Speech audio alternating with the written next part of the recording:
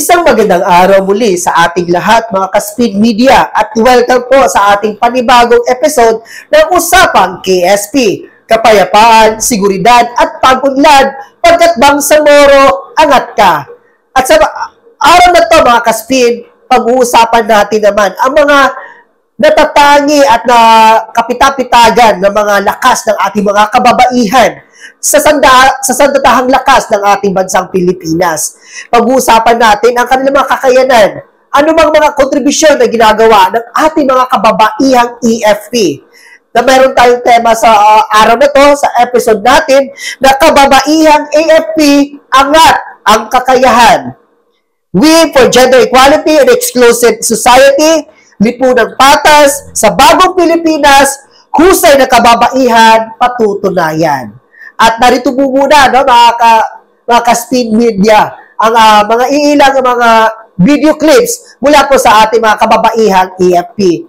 Hi, I'm Sharon, a retired Air Force officer, and I'm one of the first female pilots of the Philippine Air Force.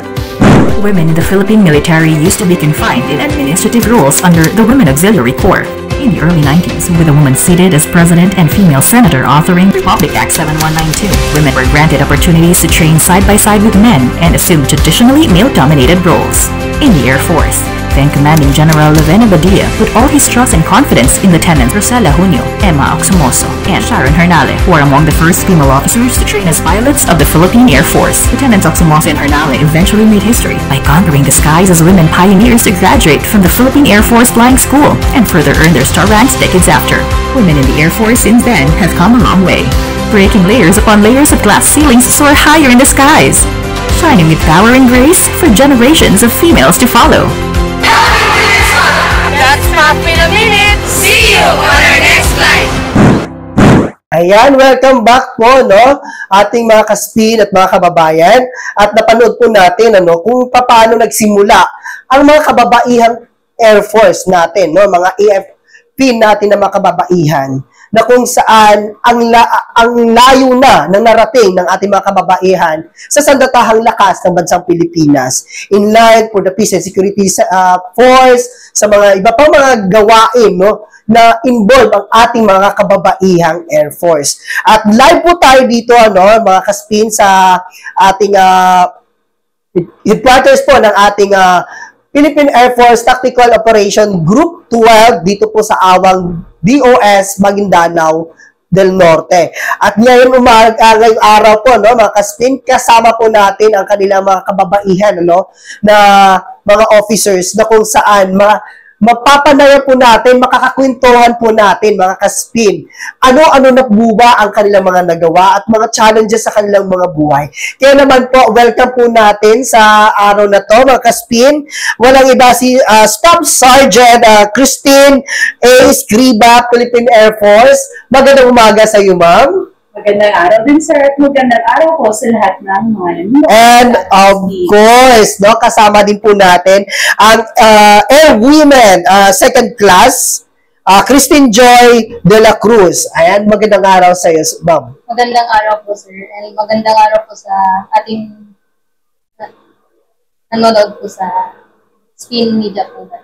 Ayan, ano, welcome po sa Usapang KSP, ano, at para po sa kaalaman po natin, ma'am, ano, ang Usapang KSP po ay ito yung kapayapaan, seguridad at pag-unlad, na kung saan pinag-uusapan po natin yung mga peace and development sa ating lugar, lalong-lalo na dito sa ating BARM region. At the same time, no, na-highlight natin yung mga activities, accomplishment ng ating mga unit, no, lalong-lalo na sa mga sandatahang lakas ng ating bansang Pilipinas na nandito sa loob ng BARM region. And maraming salamat at napasama po kayo ngayon, no, dahil ngayon po ay ating Women's Month celebration. Kumusta naman po ang ating mga buhay bilang mga kababaihan? Thank you, sir. At sa ating mga nanonood, isang malaking karangalan na kaming dalawa ni Christine Joy ay naimbitahan sa Spin Media. So, bilang isang military personnel at isang Air Force personnel, sir, at that, napakalaki ng pagkakaiba ng isang military personnel compared sa isang simpleng civilian. So, kami, pareho kami nagsimula as mga civilian, and then hindi namin masyado in-expect na ito pala yung aabutan. Oo. Pumasok kami dito sa serbisyo kasi lalo na hindi naman kami related talaga sa mga military, no? Initially. So, ngayon nakita namin na yung mga kababaihan, hindi limited yung aming kakayahan para lang sa mga yung stereotyping na activities. Right, pag babae ka kasi, dapat ito lang yung field or career Yes, na oo. pupuntahan mo, di po ba? Yun yung dating, natin, nakasanayan. But then, nung time na nakapasok ako sa Air Force, doon ko nakita na, although hindi ko siya in-expect, doon ko nakita na maraming paraan na makatulong ang isang babae para sa ikaunlad ng bayan. Which is, eto kami ngayon, although we're not limited sa mga military activities, mga supports ganyan, kami din is nag-aid sa nation building natin. Wow. Oo nga, Ma'am Escriba, no? Nabanggit nyo kami nina kasi parang hindi pa ito yung line ninyo noon. Yes. Ano yung mga pangarap niyo pala dati? Ikaw, Ma'am. Yung pangarap ko po talaga dati ay gusto ko maging dentist po. Dentist. So, nag-aral ka ng dentist? Hindi rin. So, ano yung natapos mo ngayon, Ma'am? Yes, tourism management. Tourism. So, dapat nasa ano ka, na ikaw yung nag-welcome ng mga guests, diba? Pero how come po, Ma'am, napunta ka po sa profession na ito, na sa Sandatang Lakas ng Pilipinas? Actually po, gusto ko talaga maging pilot po, sir. Then, nag-apply po ako sa Air Force po. So, naka-ano ka na ng, nakapagpalipad ka na pa? Hindi pa. Kailangan po dapat officer po bago po mag-proceed po doon sa course na yun. So, pero at least, ano doon yung pangarap? Yes. Na makapagpalipad din ng aeroplano, ng chopper, no? Yung sikat na chopper natin, yung Black Hawk. Diba? Yung Black Hawk. Kaya, no? Yung Ma'am Escriba, ikaw, ano yung profession mo talaga dati? O ano yung tapos? Nag-graduate ako, sir, as information technologist. More on, talaga, in-expect ko na talaga more on paperwork, administrative jobs. Yun lang talaga, which is, yun din yung ginagawa ko kasi nasa admin ako na office niya. Okay po. But, aside from that, bilang military personnel, dapat equip din kami paano yung actual combat. So, train kami doon, sir, lahat. So, bago pa man kami pumasok, hindi lang sa kung paano namin i-manage yung mga careers, but also, primarily, alam dapat namin yung basic na duty na isang soldier. Sa isang organization kasi naman, Ma'am, no, kahit anong klase organization, ng field of work, kahit nga sa certain possession lang yung in-applyan mo, dapat buong organization alam mo. Para at least alam mo yung as much as possible. No? Dahil nga, in case of kaya mo din, di ba? Yes, so, nakakapag-combat na ba kayo ang dalawa? Not, sir. Hindi pa. Wala pang actual. Huwag naman sana. Wala support, no? Wag naman sana magkaroon ng malawakang dito sa practical operations. Yes po. Kami lahat dito, sir, is nagpi-perform ng task in support sa ground troops natin. So, for example, since ang Air Force kasi, ang primary duty niya is to provide yung aerial support. Mga close air mission, close air support, which is sila yung tumutulong sa ground troops natin. So pagka nauna tayo na-perform ng gano'ng nakakatulong tayo na minimize yung casualties ng ground troops natin, which is usually piniperform na ating military. Philippine Army. Since, Ma'am, no, sinasabi niyo po kanina is talagang, ang operation po talaga ng Air Force is in support. Yes. In support po sa ating mga nasa ground force. And ibig sabihin nun, yung bahagi na buong EFT ang Philippine Air Force, na kung saan sa lalo na sinabi niyo po kanina nasa aerial operations, napakahalaga po noon, lalo na sa mga rescue no. And talagang makikita din natin, ma'am, yung kakayanan ng kababaihan kasi meron po tayong mga piloto. Yes, sir. Meron tayong... Gaano na po karami yung mga piloto natin ngayon, ma'am, sa Philippine Air Force? Over 100, sir. Wow, throughout the Philippines na po, sa lahat ng mga unit natin. Man. Dito sa TOG-12, meron na rin po ba tayong... sa TOG-12, sir, kasi yung organization natin is tactical operation. So, wala po talaga tayong tinatawag na a-assign na mga military pilots. Maliban pag mga commanders natin, na dating mga pilots. But, dito sa TOG-12 po, meron tayong mga nadi-dispatch or yung mga na-assign dito from flying units. Like sa strike wing, mga piloto ng ating mga MGs, ganyan, sir. Mga attack helicopters natin, sir. So, doon, sir, hindi siya limited na mga lalaki lang yung nade-deploy during air operations, sir. Marami tayong mga female pilots to include, sir, yung mga crews nila, mga maintenance personnel na ini-ensure na yung mga ating air assets ay safe at saka fully mission capable pag nade-deploy dito sa in support dun sa mga military operations ng JTF Central po. Yun na napanood natin kanina sa video clips, ma'am. Yes. Yung simula noong 1993 na nag-welcome yung ating premier ng women cadet. Yes. And then, at doon talaga, sunod-sunod na yung mga pagpasok ng mga kababaihang nasa EFP. And may mga accomplishment o may mga ibang mga na-achieve na ba ang kababaihan natin ngayon sa Philippine Air Force sa buong organization natin. Kumbaga may nakikilala na ba na mga kababaihan na talaga ito yung bang may nagawa siya na masasabi natin kakaiba itong ginawa ng isang babaeng Air Force. Meron na ba tayong mga ganoong mga kababaihan sa organization mo?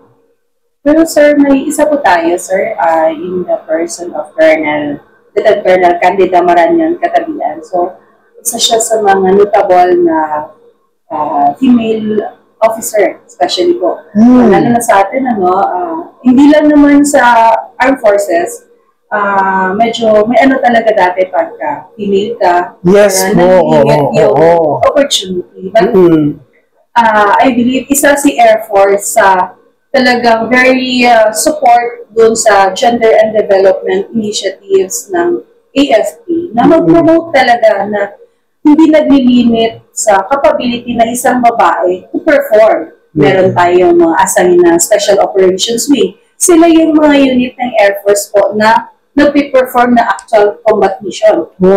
Meron din po tayong mga K9s and AOD personnel na female. Wow! Sir, so, may mga handler na din ng K9.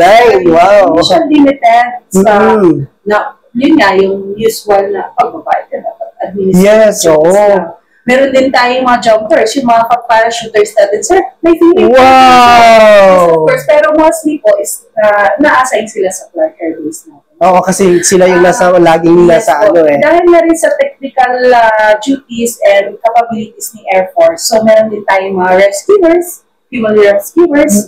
So, lahat ng branches ng offices sa Air Force is hindi na siya primary dominated na men. So, sa makatuwid, ma'am, De La Cruz, Miss Criba,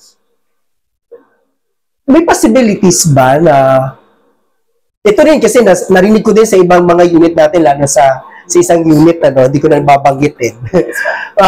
Parang napupursay nila na in the days to come, baka magkaroon na talaga ng pinunong babae.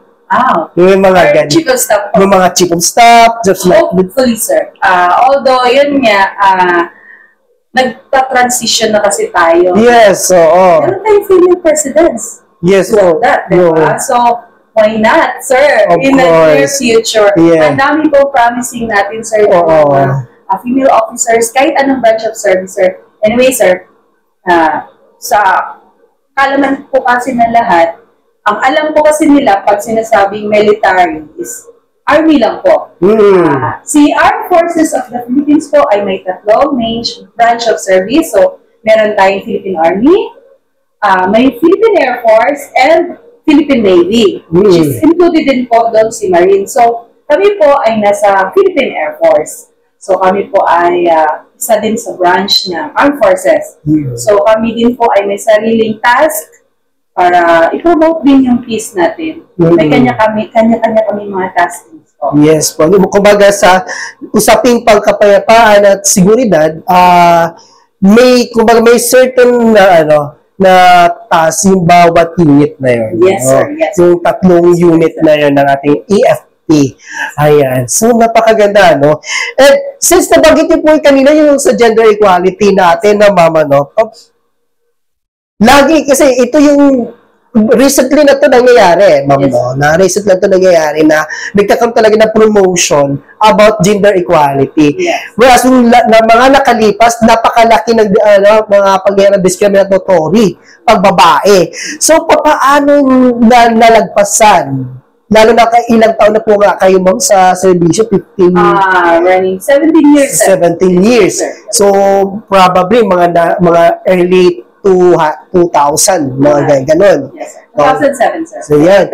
So, in that years kasi, ma'am, no, from early 1900s, at saka papasok ng year 2K, mataas pa yung mga cases ng tinatawag natin na mga discrimination sa kakayanan ng kababaihan. Pag babae ka, pangbahay ka lang, nakaan ka na, ganun, kahit na may mga nasa profession na nga, teacher na, nasaan na, pero parang ang pagdodominate ng mga kalalakihan, ano doon pa rin, yung superiority. Sa ngayon, ma'am, ano na ba? Yung bang maramdaman na ba ng kababaihan yung tinatawag nating patas na trato? Actually, sir, yan talaga yung isang masasabi ko sa Air Force na pagdating talaga sa opportunities, nagbibigay talaga si Air Force na equal. So, for example, kung may mga trainings, especially kung mga specialized trainings, hindi na siya naglilimit lang sa mga male military personnel, but also ini-include talaga yung female. As much as possible, sir, meron talaga tayong siguro at least 5% ng total quota intended for the female applicants. Yes, sir. Yun talaga yung, and then sa ngayon, sir, kasi dumadami na rin talaga yung mga female na nandito sa Air Force. So, hopefully, madadagdagan yung mga quota na yun, sir, with regards to sa mga trainings. Ikaw ba, paano mo na-enjoy ngayon yung ano natin, yung magandang treatment ng ating gobyerno in line with our services sa ating profesyon na pinasok? In regards po sa work po, sir, equal po talaga yung mga treatment po, then opportunity po para sa amin females po. Then sa mga training po, like sa mga training po ng kinakandak po ng Air Force po, yung quota po nila po. May for females din po. Talagang naglalaan si Air Force para sa kababaihan. So, paano mo siya na-enjoy ngayon? Yung bang, wala na bang tawag nito parang, baka ma-left behind ako, or baka baka hindi ako makapurso sa dream ko na, kasi babae lang ako. May nararamdaman ka pa ba na gano'n sa'yo, or talagang i-enjoy mo na siya ngayon?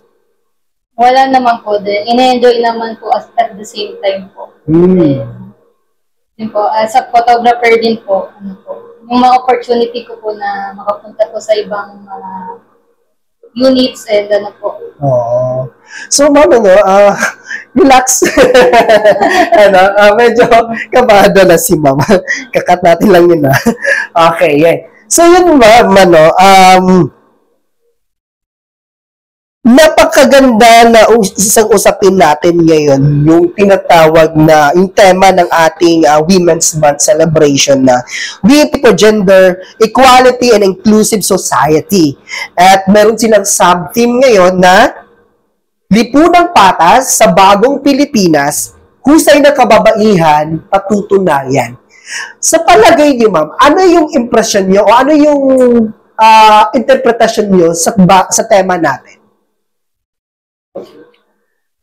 I think, sir, yung pinaka-team, yan na yung team last year. Yung sub-team lang po yung binago nila. Yung lipunang patas, kamatayan, may patutunayan pa. So, I think, sir, no, as a military person na female, and at the same time, hindi lang din naman ako, sundalo. Isa din po ako nanay. Yes. I think, sir, no, yung sinasabi nila na may mapapatunayan pa, I think it is to encourage more sa lahat ng mga kababaihan na kung ano man yung na-achieve namin, pwede pa namin improve. There are still more para na opportunities. Yun yung I think, sir, naintindihan ko dun sa sa gusto nilang mangyari na dapat pag isang babae, huwag ka lang mag-limit sa yung kung anong meron ka. Kung anong meron or yung gusto mong i-achieve. Kasi I believe, no, yung buhay kasi ng tao is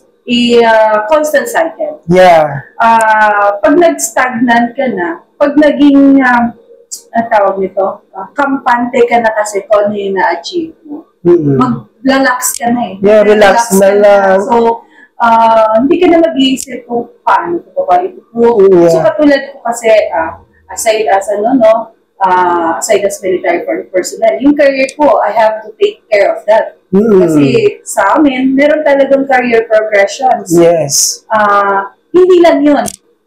Iisipin ko din yung career. Yung anak ko naman ngayon. Yes. So, paano ko sila alagaan, paano ko mapapanatili yung aking pagiging mabuting sundalo, mabuting asawa, at lalo na mag-iisang responsable ina. Kasi, hindi lang nagtatapos doon sa alagaan mo sila, bigyan mo sila ng magandang edukasyon, is kung paano mo naman matatransfer sa kanila yung mga values na hindi lang din sila mag-iisip na kung ano meron sila ngayon, maging kontento na sila. Yes. Dapat, they have to achieve more. Yeah.